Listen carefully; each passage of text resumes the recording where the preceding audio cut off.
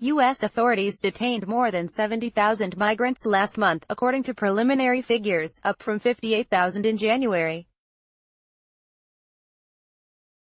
The majority were Central American parents with children who arrived, again, in unprecedented numbers, writes The Washington Post, which says illegal immigration is on pace to reach its highest level in a decade.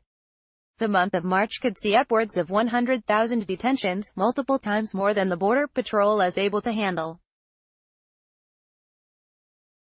In a separate article published almost simultaneously, a review conducted by The New York Times showed more than 100 documented reports of sexual assault of undocumented women along the border in the past 2 decades, a number that most likely only skims the surface, law enforcement officials and advocates say, echoing comments that have gotten some politicians in hot water. The Times was left wondering if sexual violence has become an inescapable part of the collective migrant journey. Almost 3 weeks ago, President Donald Trump declared a national emergency concerning the southern border of the United States. The declaration came after the Democratic House refused to appropriate enough funding for Trump's long-promised border wall. The administration argues that previous national emergency legislation allows the president to reallocate money apportioned for military construction and use it to build a border wall. The House of Representatives has already passed a resolution terminating the national emergency, with 13 Republican members voting in favor. Such an action was expected. More surprising, on the other hand, is that the Republican majority Senate seems likely to pass the resolution as well. The first 2 Senate Republicans to voice their disapproval of Trump's actions were Lisa Murkowski of Alaska and Susan Collins of Maine, both liberal Republicans who have often landed themselves as swing votes in upper chamber of Congress. If it's what I have seen right now, I will support the resolution to disapprove, said Murkowski. It'll be very direct. I don't like this. I don't like this.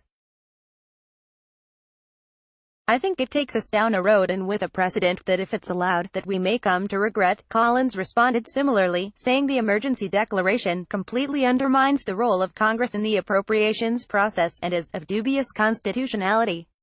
Then, in an op-ed for The Washington Post, Sen. Tom Tillis of North Carolina explained why he'd be supporting the resolution as well. As a U.S. Senator, I cannot justify providing the executive with more ways to bypass Congress. As a conservative, I cannot endorse a precedent that I know future left-wing presidents will exploit to advance radical policies that will erode economic and individual freedoms. Like Collins, Tillis is up for re-election in 2020, and for years he has been one of the leading Republicans seeking bipartisan immigration reform. Now with his own op-ed for Fox News, Senator Rand Paul of Kentucky has said he'll also support the terminating resolution.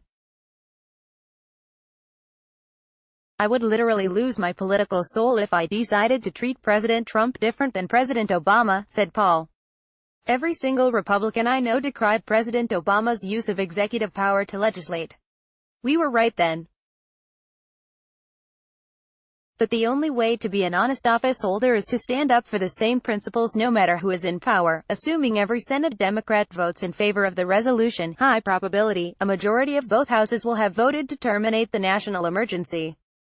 Trump has already said he'll veto any such resolution, the first veto of his presidency.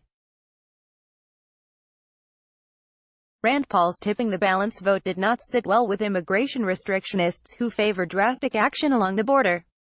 I know this may sound principled to the libertarian types, but I'm sorry, it is an emergency just because no one else was ever willing to deal with it. No other president, said Trump backer turned sour Ann Coulter in an interview.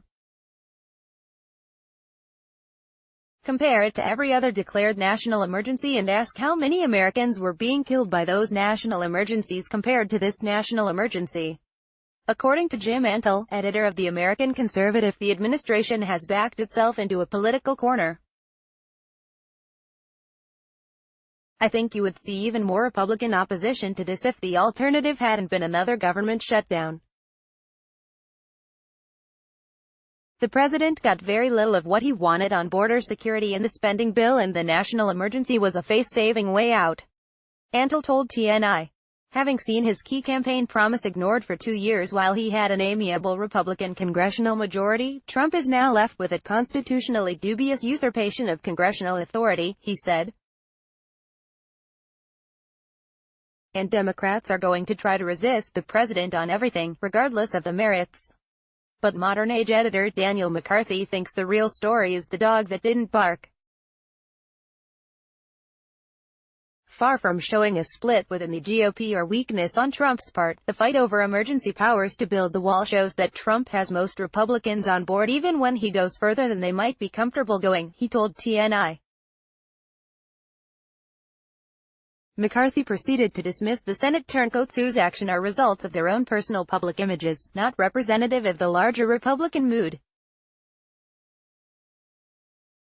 Collins and Murkowski are liberals whose defection is no surprise, and Rand Paul is a libertarian independent within the GOP. Again, no surprise. Tillis may be an indication that more Republicans will also defect on this vote, but even in the House, with 13 Republican defectors and Democratic control, there is not a large enough majority to override the veto that's inevitably coming. While pessimistic about the wall's eventual construction, McCarthy believes that this confrontation has cemented the idea to Republicans that going forward it's either Trump's way or the highway.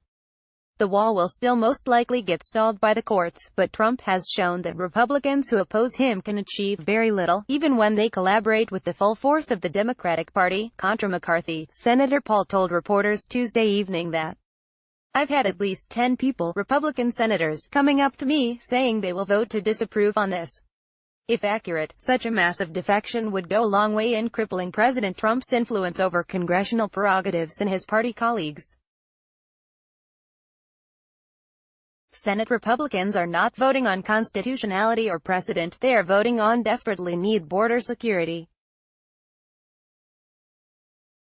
Our country is being invaded with drugs, human traffickers.